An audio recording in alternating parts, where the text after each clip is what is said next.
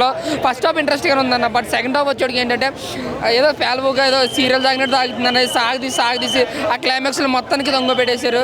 So కొద్ది వరకు okay అన్న, ఎక్స్పెక్ట్ చేసి వస్తే మాత్రం నిజంగా ఫుల్గా డిసప్పాయింట్ అవుతారు. ఒక సినిమాకి వెళ్దామని మాత్రం సినిమాకి వస్తే కనుక ఏదో మొదలుగా ఎంజాయ్ చేసి వెళ్తారు. ఓవరాల్గా మిరా సినిమా అయితే ట్రైలర్ ట్రేజర్ చూసే వస్తే మాత్రం నిజంగా డిసప్పాయింట్ అవుతారు. ఒక యావరేజ్ మూవీ అంతే, అంతే బిలో యావరేజ్ అనుకోవచ్చు, అంతే ఏమీ లేదు సినిమాలో. Thank you. జూనియర్ లాగా కూడా చూసుకోవచ్చు మనం, ఎందుకంటే ఇక్కడ తేజ సజ్జ మనోజ్ కానీ ఎలా అనిపించింది సీనియర్ జూనియర్. ఈ మధ్యన తేజ సజ్జ స్క్రిప్ట్ బాగా ఎంచుకుంటున్నాడు.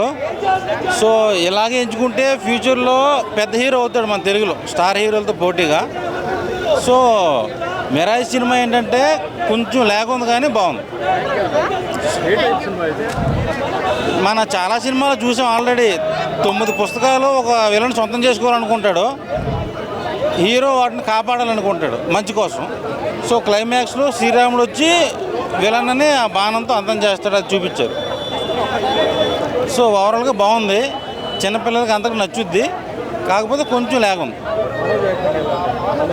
భైరవం సినిమాతో పోలితే సినిమాలో మంచి క్యారెక్టర్ ఇచ్చారు మనోజ్ గారికి, మంచి విలన్ క్యారెక్టర్ చేశారు, నాకు బాగా నచ్చింది. మిరాయా డెమాన్స్ లేయర్ బాగుంది. ఏం నచ్చింది అంటే ఎవ్రీథింగ్ ఇస్ గుడ్. అమ్మా ఈ సినిమా మాత్రం ముఖ్యంగా ప్రతి ఒక్క హిందువులు చూడాలి. ఇది సినిమా మాత్రం నెక్స్ట్ లెవెల్. బీజిఎస్ మాత్రం ఏం దాగి కొట్టిండో తెలియదు, కానీ ఈ సినిమాలో మిరాయి అంటే మీరు అందరు ఏమనుకుంటారు అంటే పేరు అనుకుంటారు, పేరు కాదు, ఇది ఒక కట్టే. అది మనము చిన్నపిల్లలు అప్పుడప్పుడు డోరేమానో హీరోమాన్ చూసిన ఒక కట్టె పట్టుకుంటే శక్తి వచ్చినట్టు మన తేజ సజ్జన్నకు శక్తి వస్తుంది అన్నమాట. అక్కడి నుంచి సినిమా మాత్రం రాముని గురించి స్టార్టింగ్ ఉంటుంది. రాముడు కనిపిస్తాడు, దాని తర్వాత నాకు ఛత్రపతి శివాజీ కూడా కనిపిస్తాడు. ఈ సినిమా మాత్రం ముఖ్యంగా 99% మంచు మనోజ్ అన్న మాత్రం యాక్టింగ్ కోసం వచ్చిన ఏమైనా చింపిండా. బాహుబలిలో రానా, ఇక్కడ మంచు మనోజ్. తెలుగు ఇండస్ట్రీలో మన మంచు మనోజ్ అన్న పెద్ద హీరో కాబోతున్నాడు, ఇది రాసి పెట్టుకోండి. బీజిఎమ్స్ మాత్రం ఏమైనా ఉందా. అదేవిధంగా హనుమాన్ సినిమా, అదేవిధంగా మన కలికి సినిమా, అదేవిధంగా మన బ్రహ్మాస్త్ర సినిమా చూసిరు కదా బ్రదర్. అక్కడి నుంచి ఆ స్క్రీన్ ప్లేలు కాపీ కొట్టినట్టయితే నాకు అనిపించింది. టోటల్గా ఈ సినిమా పాటలు మాత్రం నెక్స్ట్ లెవెల్. మొత్తం మీద ఈ సినిమా మాత్రం ఎక్కడి నుంచి కాపీ కొట్టినా, స్క్రీన్ ప్లేలు కొట్టినా, స్టోరీ మాత్రం కొత్తగా చూపించిండు.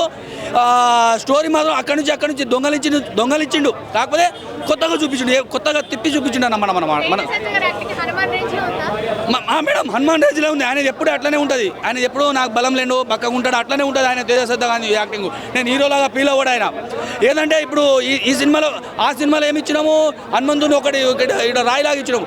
ఇప్పుడు ఇందులో కట్టించాము. నెక్స్ట్ సినిమాలో ఏమి ఇస్తామంటే చెట్టిస్తాం అన్నమాట అన్నకు, అప్పుడు బలం వస్తుంది. అన్న అప్పుడు బలం లేకుండా బక్కగానే ఉంటాడు.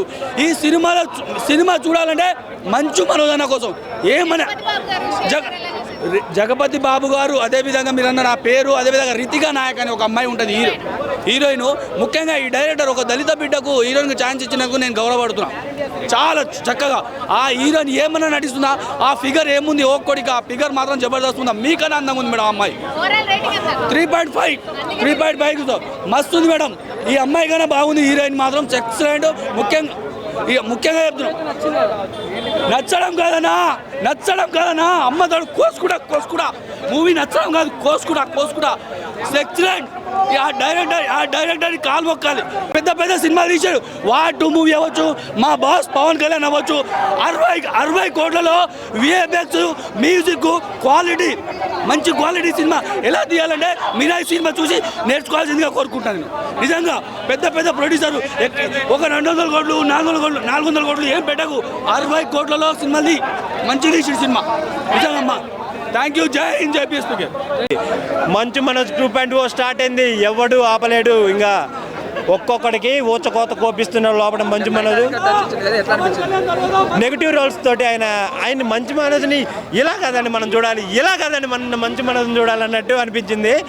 ఆయన ఎక్స్పెక్టేషన్స్ ఇన్ని రోజులు మంచు మనోజ్ సినిమా ఇండస్ట్రీకి ఎందుకు దూరమైనా నాకు తెలియదు. ఆయన స్క్రీన్ మీద చూస్తూ ఉంటే ఒక మన ప్రభాస్ గారికి ఎలా ఉంటుందో, మన ఎన్టీఆర్ గారికి ఎలా ఉంటుందో, మన గ్లోబల్ స్టార్ రామ్ చరణ్కి ఎలా ఉంటుందో, మన అల్లు అర్జున్కి ఎలా ఉంటుందో, మన పవర్ స్టార్కి ఎలా ఉంటుందో, ఆయన ఎంట్రీ కూడా జనాలు అలా వెయిట్ చేశారండి. ఆయన ఎంట్రీ కోసం ప్రతి ఒక్కడు వెయిట్ చేశాడు. ఆయన ఎంట్రీ సీన్ రావటే జనాలు ఈలలు, గోలలు, చిందులు అన్నీ వేస్తున్నారు. పైన మన మంచు లక్ష్మి గారు, వాళ్ళమ్మ నిర్మలాదేవి గారు అందరూ వచ్చి ఎంతో యాక్టింగ్ చేశారు. మన వాళ్ళ అబ్బాయి ధైర్యం కూడా చాలా మంచి ఎంజాయ్ చేసి వెళ్ళిపోయారు. మన మంచు మనోజ్ గారు కూడా చూస్తే విజిలేస్తున్నాడు పైన, వేరే లెవెల్లో ఉన్నారు. ఒకటే చెప్తున్నాను, మహబూబాబాద్ ఎంపీ పోరిక బలరాం నాయక్ ఈ మూవీలో అందాలు ఆరబోచింది మన రితికా నాయక్ అన్నట్టు. హీరోయిన్ క్యారెక్టర్ కూడా వేరే లెవెల్లో ఉంది. శ్రేయ గారి ఎంట్రీ అయితే గూస్ బంప్స్, అసలు ఒక తెగని కాపాడే సీన్లో ఉంటుంది. ఆ గద్ద మీద వచ్చే గ్రాఫిక్సా, ఇవి గ్రాఫిక్సా, అసలు ఆ గ్రాఫిక్స్